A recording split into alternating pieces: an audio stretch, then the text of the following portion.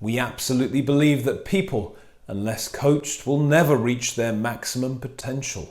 Learn some outstanding coaching hacks in this short sample video.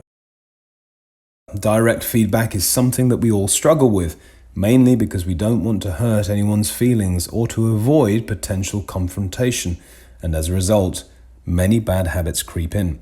The first bad habit is not giving feedback directly. Many managers delay performance reviews or any sort of discussions around feedback because they are uncomfortable giving feedback to their staff. And in too many cases, positive feedback from third parties is not passed on.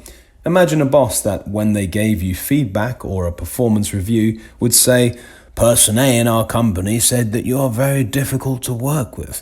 Person B has given me feedback that says they don't like it when you do this." There was no detail as to why or who that person was or in what context they might have felt that.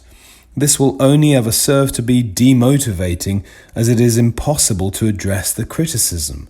What we need to make sure of when we give feedback is that it is your own opinion or observation on a behavior. When feedback is passed from person to person, the story becomes distorted or diluted slightly. The second bad habit of feedback is insufficient detail.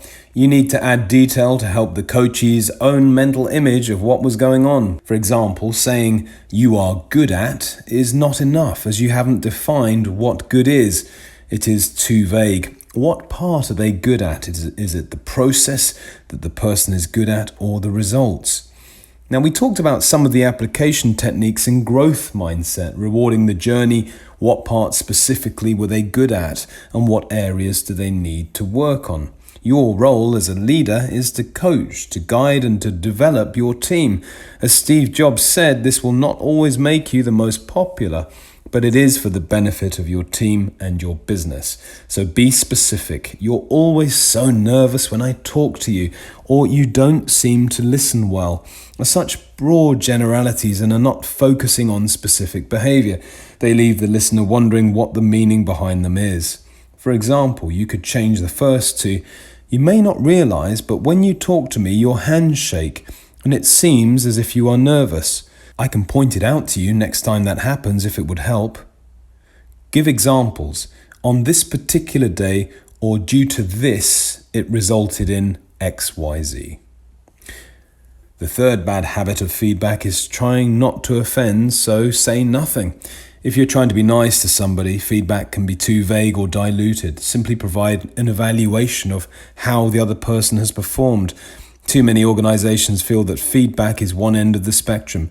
There becomes an embedded philosophy that as long as the person is doing their job, then there's no need to discuss anything further. Whereas there is always an opportunity to learn, to fine-tune, and to improve. And finally, try not to let ego get in the way. Do not try to coach an individual to do something in a way that you might do, for example, as that particular style may not suit their personality or methodology, for example. Enabling somebody to mimic your way of thinking could actually cause them to perform worse, as they may be uncomfortable with doing it that specific way, and it may be something they've never done before. Try not to make your feedback simply reflect the way that you would have done something. Think of the desired behavior or goals that you are trying to achieve and aim feedback at how to get to those goals.